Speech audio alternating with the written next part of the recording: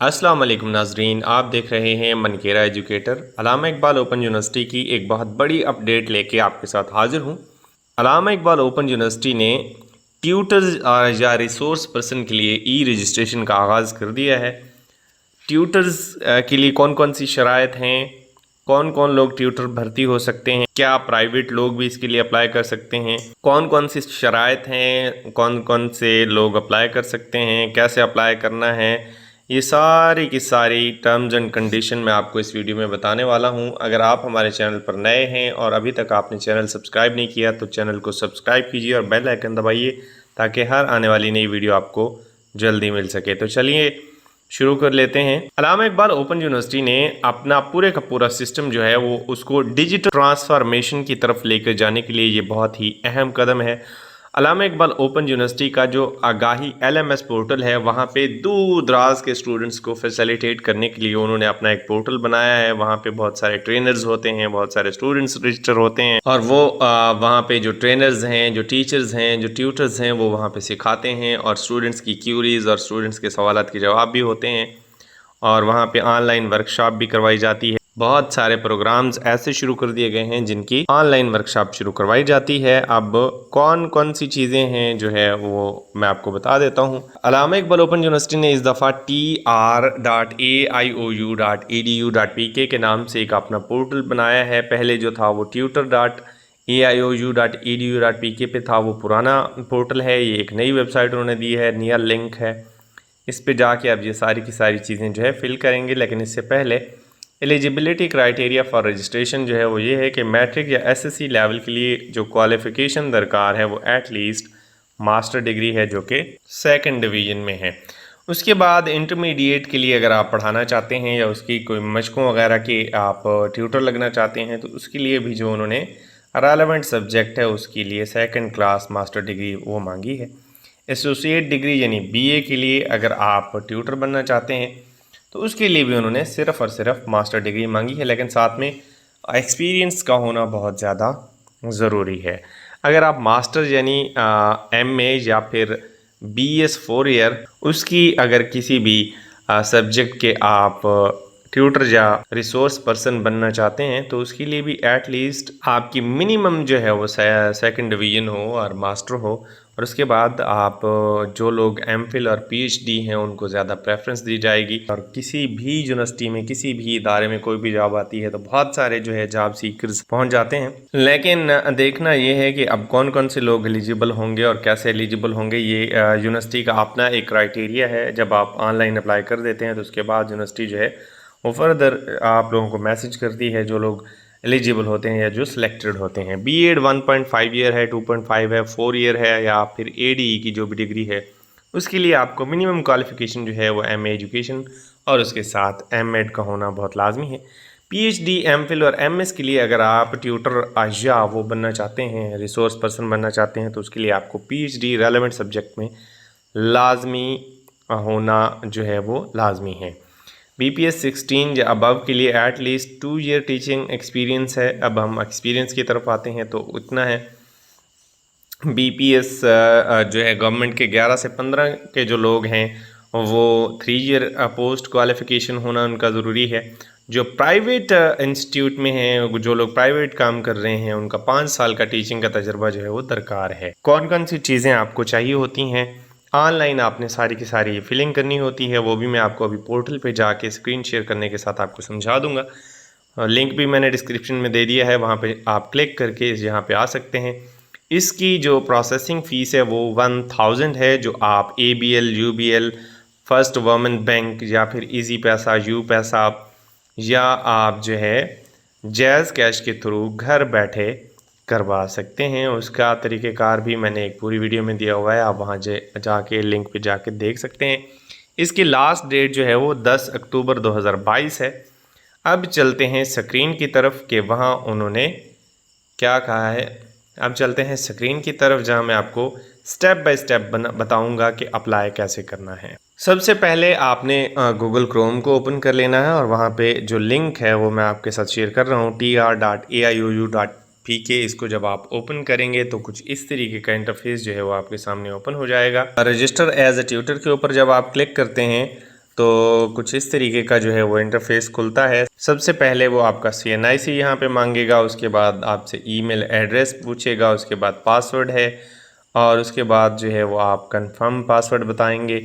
अपना वो email address बताना है जो आपको याद हो और मोबाइल नंबर वो जो किसी दूसरे नेटवर्क पे जो है वो पोर्ट ना हो, वो आपने मोबाइल नंबर यहाँ पे एंटर कर देना है और उसके बाद साइन अप का बटन है उसके ऊपर आप क्लिक कर देंगे तो आप रजिस्टर्ड हो जाएंगे। रजिस्टर होने के बाद जब आप रजिस्टर्ड हो जाएंगे तो ऊपर ग्रीन जो है वो लिखा हुआ आएगा, account created successfully, please sign in using your CNIC and password provided during sign up. जो आपने साइन अप करते हुए दिया था अपना CNIC और पासवर्ड वो दे, और जहाँ पे साइन इन का एक ऑप्शन है, साइन इन जब आप करते हैं तो लॉग इन ऑप्शन पे यहाँ पे नीचे लिखा हुआ है क्रिएट प्रोफाइल न्यू रजिस्ट्रेशन, तो इसके ऊपर जो है आपने क्लिक कर देना है और साइन इन कर देना है। साइन इन करने के बाद जैसे ही आप साइन इन करते हैं इस तरीके का इंटरफेस जो है वो आपके सामने ओपन हो जाता है। सबसे पहले पर्सनल डिटेल हैं, पर्सनल डिटेल में वो आपसे full name, father name, date of birth, gender, domicile district, religion और मटेरियल स्टेटस, ब्लड ग्रुप और डिसेबिलिटी अगर आपकी कोई है तो वो आपसे पूछता है और उसके बाद जो है वो आप इसको सेव या अपडेट के ऑप्शन पे क्लिक कर देते हैं। उसके बाद बारी आती है एड्रेस की। एड्रेस में आपने अपना पोस्टल डिस्ट्रिक्ट यहाँ पे सेलेक्ट करना है, यानी आप किस डिस्ट्रिक्ट में आपकी डाक आनी चाहिए, पोस्टल तहसील यानी उसकी तहसील कौन सी होगी, आप अपनी रेलेवेंट डिस्ट्रिक्ट और तहसील जो है वो सेलेक्ट कर सकते हैं। क्योंकि पूरे पाकिस्तान से आप अप्लाई कर रहे होते हैं तो आप अपना रेलेवेंट डिस्ट्रिक्ट और रेलेवेंट तहसील जो है वो सेलेक्ट करेंगे और उसके बाद करंट पोस्टल एड्रेस यानी जहाँ पे आपको डाक मौसूल हो सके वो एड्रेस आपने देना है और फिर रिकॉर्ड को जो है वो आपने सेव कर देना है। उसके बाद जो है जब एजुकेशन की टैब को आप ओपन करते हैं तो सबसे पहले वो पूछता है डिग्री या सर्टिफिकेट लेवल क्या है, तो आप सबसे पहले मैट्रिक से शुरू करेंगे। उसके बाद फिर अगर आपकी PTC है तो वो बताएंगे, अगर आप फिर आपका इंटरमीडिएट है, A लेवल है, FA है यानी वो बताएंगे। उसके बाद CT, फिर बैचलर यानी BA, फिर B.Ed, फिर M.Ed, फिर मास्टर, फिर MPhil, फिर अगर PhD है तो वो भी आपने साथ में लिख देनी है। और आपका पूरे का पूरा यहाँ पे वो पूछता है कि पासिंग ईयर कौन सा है, इंस्टीट्यूट कौन सा है, स्पेशलाइजेशन आपकी किस सब्जेक्ट में है, बोर्ड यूनिवर्सिटी कौन सी है, पासिंग ईयर कौन सा है, ये सारी की सारी इन्फॉर्मेशन जो है वो आपसे लेता है। उसके बाद वो पूछता है कि जी आपका रेलेवेंट एक्सपीरियंस कितना है, जो आप चीज़ पढ़ा रहे हैं तो आपने रेलेवेंट एक्सपीरियंस देना है। बोर्ड या यूनिवर्सिटी जहाँ से आपने जो आपकी डिग्री है वो आपने ली हुई वो उसका नाम लिखना है।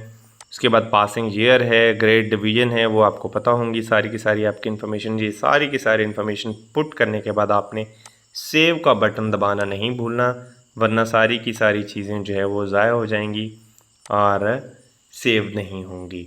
जब आपका स्टेप 1 कंप्लीट हो जाएगा, सेव हो जाएगा, तो उसके बाद फिर दोबारा आपने बैक आने के लिए डैशबोर्ड के ऊपर क्लिक कर देना है। जब आप जैसे ही डैशबोर्ड के ऊपर क्लिक करेंगे दोबारा आप होम टैब पे आ जाएंगे और वहाँ पे स्टेप 2 लिखा हुआ आएगा। स्टेप 2 है एडिशनल रोल कंसेंट, यानी आप कौन सा एडिशनल रोल जो है वो साथ करना चाहते हैं। तो जैसे ही आप स्टेप 2 के ऊपर क्लिक करते हैं तो वहाँ लिखा हुआ आता है if offered and part time basis which of the following roles you are willing to perform at AIOU, यानी AIOU के जो सेंटर होते हैं वहाँ पे आप कौन सी ड्यूटी देना परफॉर्म करना पसंद करेंगे। यानी रिसोर्स पर्सन वर्कशॉप का है, हेड एग्ज़ामिनर है, सब एग्ज़ामिनर है। आपने अगर सारी ड्यूटी परफॉर्म करनी है तो सब पे टिक कर दीजिए। अगर आप एज अ प्राइवेट कैंडिडेट हैं तो उनमें आपकी चॉइस है, आप सब भी कर सकते हैं, लेकिन सुपरिटेंडेंट के लिए गवर्नमेंट एम्प्लॉई का होना बहुत ज़रूरी है और डिप्टी सुपरिटेंडेंट, इन्विजिलेटर, वो सारे के सारे जो है वो गवर्नमेंट एम्प्लॉइज़ को ही रखते हैं। रिसोर्स पर्सन और हेड एग्ज़ामिनर, सब एग्ज़ामिनर में आप प्राइवेट लोग जो है वो अप्लाई कर सकते हैं, उनको टिक कर सकते हैं। जो सरकारी लोग SST हैं, सरकारी मुलाजमत रखते हैं और उनका गज़टेड स्केल है तो वो सुपरिटेंडेंट के ऊपर और डिप्टी सुपरिटेंडेंट के ऊपर क्लिक कर सकते हैं। जो PST हैं वो सिर्फ इन्विजिलेटर के ऊपर क्लिक कर सकते हैं। जो EST हैं वो सुपरिटेंडेंट के अलावा बाकी सब के ऊपर क्लिक कर सकते हैं। तो ये जो है आपका स्टेप 2 इस तरीके से मुकम्मल हो जाएगा। और फिर पीछे आने के लिए, इसको सेव करने के लिए सेव का बटन है ग्रीन में, उसको सेव कर देंगे और फिर डैशबोर्ड के ऊपर क्लिक कर देंगे। जैसे ही फिर आप डैशबोर्ड के ऊपर क्लिक करते हैं तो आप फिर उसी होम टैब पर आ जाते हैं और नंबर 3 स्टेप 3 जो है वो जनरेट चालान का है। उसके ऊपर जब आप क्लिक करते हैं तो आपका चालान जो है वो जनरेट हो जाता है। इसके ऊपर जब आप क्लिक करते हैं तो आपका चालान जो है वो जनरेट हो जाता है और उसका एक चालान नंबर दाएं, बिल्कुल दाएं ऊपर वाले कोने पर दिया हुआ होता है और उस चालान नंबर को आप सेव कर लें, कहीं पे लिख लें। और अगर आप किसी बैंक में नहीं जाना चाहते तो घर बैठे इस चालान को आप किसी भी एप्लीकेशन इजी पैसा, जैज़ कैश या जू पैसा के थ्रू सबमिट करवा सकते हैं। आपने चालान कैसे सबमिट करवाना है उसके लिए मैंने पूरी एक वीडियो तफसील में बनाई हुई है, वो वीडियो देख के आप अपना चालान भी जमा करवा सकते हैं। मज़ीद किसी भी इंफॉर्मेशन के लिए आप कमेंट कर सकते हैं। कोई बात समझ नहीं आई तो आप कमेंट में पूछ सकते हैं, अपनी राय ज़रूर दीजिए। वीडियो देखने का बहुत शुक्रिया। अल्लाह हाफिज़।